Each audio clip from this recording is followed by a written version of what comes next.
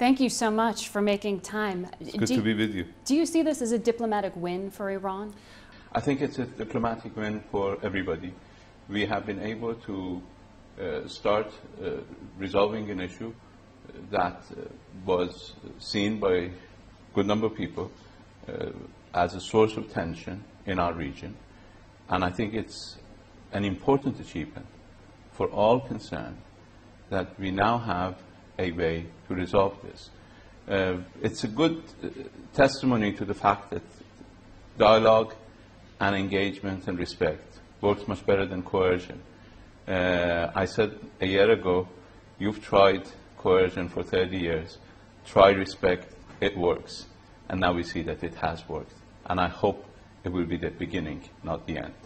The beginning. What do you see as next for the U.S. and Iran? This was a deal not just between the United States and Iran, but in fact between P5+1 and Iran, and they represent a major part of the international community, the more powerful countries in the world. And we have challenges that are facing all of us, challenges of extremism, violence, sectarianism in our region, ISIS, others. And these are challenges that threaten all of us. They don't recognize borders, they don't recognize religion, they don't recognize religious sects. They attack everybody indiscriminately. So these are the challenges that are facing us, and we need to build on this in order to deal with those challenges in a manner that shows foresight and serious desire and readiness to address issues rather than simply political constituencies. Just to clarify that, are you saying Iran wants to work directly with the West to fight ISIS? Iran has always said that there is a need for a global cooperation against extremism and terrorism and violence, and we have been always prepared to deal with that, and we are prepared now. I want to ask you about sanctions relief. Iran has about 100 billion assets or more in frozen accounts, and you'll now have access to that money. How will Iran spend this windfall of cash? Well, actually, it's our money, and we have a huge development agenda that we want to pursue. We want to improve the living conditions of our people. We want to continue to build our economy, continue to build our infrastructure. We have made significant achievements through discipline and good management. Since the government of President Rouhani came to office, we've been able to make a turnaround in spite of sanctions. You know that sanctions have not been eased in the last 22 months. What we agreed in Geneva simply resulted in sanctions not being increased. Sanctions have been on Iran for the past many years and for the past 22 months, but we managed to turn the economy, turn the growth rate, and I believe this is the major agenda of this government, to improve the conditions of the people. That was the platform on which President Rouhani was elected, to have constructive engagement with the world, to preserve our dignity and our national interests and our national rights, and at the same time to improve the living conditions and economic development of the country. And I believe that is where we will be going. But there are some in the U.S. Congress in particular who fear Iran will use this money to fund militias and to destabilize the Middle East. What do you say to them? Well, Iran is the force for stability in the Middle East. Iran has been the only serious force against ISIS. We have been fighting ISIS everywhere in the Middle East as the only capable force of dealing with that. But also supports Assad and funds Hezbollah. It is important to see who is creating tension and instability in this region. We've got to set those misperceptions aside and deal with the realities of today's world.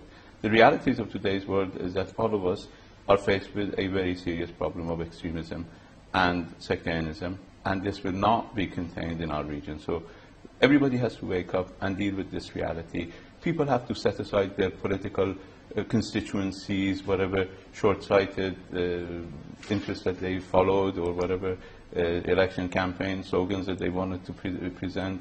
and get down to dealing with this real serious issue. And I think if they did that, they'll find Iran as a very serious party that can engage in this and has been engaged long before anybody else got engaged in this. The way you're speaking, it sounds like you think Iran's being picked on.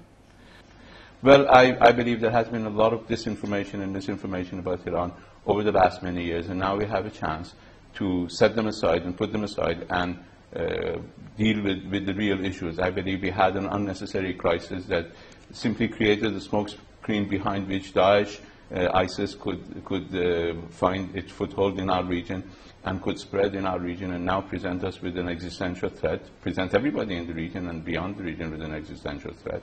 And now that smoke screen is set aside, and now we can deal with the real issues rather than deal with made-up issues or fabricated crises. You were up really late last night talking to John Kerry, stuck on this issue, in particular of peeling back the ban on Iran's ability to import and export certain weapons. Why is that so important to Iran? Well, it's not important. First of all, Iran has about a fifth of military spending of its neighbors, countries that are probably a fraction of our population spend twice as much, 3 times as much as Iran on military expenditure. That's not the big issue. Iran can. You think this levels the playing field? No. That's not the issue at all. The issue is the principle that we agreed that we either will have an agreement or confrontation. You cannot mix and match both. And it's important that we were able to move away from that. We now have a program that moves away from sanctions, immediately terminating all Security Council resolutions and sanctions against us, turning some of the previous very strict and tough sanctions that were imposed by the previous resolutions of the Security Council into restrictions and into limitations that we will be working with. Of course, we need to maintain our defense capabilities, and we will maintain our defense capabilities, but our defense capabilities have always been defensive. It is important for people to remember that in the past 250 years, Iran has not invaded any country. We have been the subject of aggression. We have defended ourselves very well against Saddam Hussein, for instance, for 8 years. He used chemical weapons against us.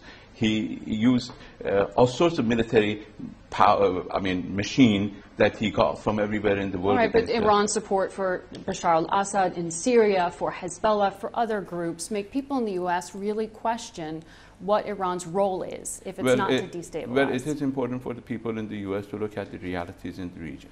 See who's supporting these very serious threats to our regional security and stability, and who is defending the region against the spread of extremism, violence, and sectarianism, and then they will see. I think it's time to put these predispositions aside. It is time to look at the realities in the region with new glasses. The old glasses were seriously tainted, and that is why people did not see the reality. People talked about Iran's nuclear weapons. Iran never wanted nuclear weapons, nor Iran will ever want nuclear weapons. They talked about other issues that once they start looking at our region with untinted glasses, they'll see a different reality. I hope that they'll start looking at this reality earlier rather than later, before all of us will face even more global threats such as ISIS and similar groups.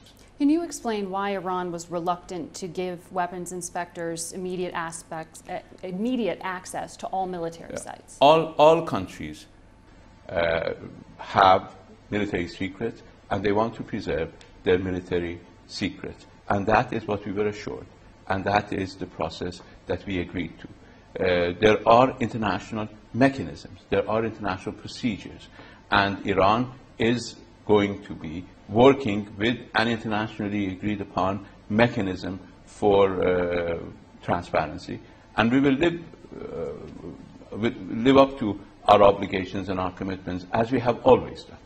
Well, John Kerry told me he can't predict how Iran's behavior will change.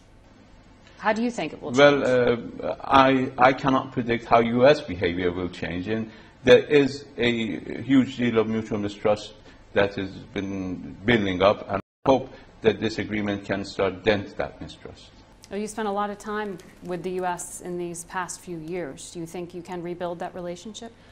Well, I keep my ambitions at a realistic level. I want to take one step at a time. We will see whether this nuclear deal will be able to put a dent on the wall of mistrust that exists between Iran and the West and Iran and the United States, and then we will proceed from there.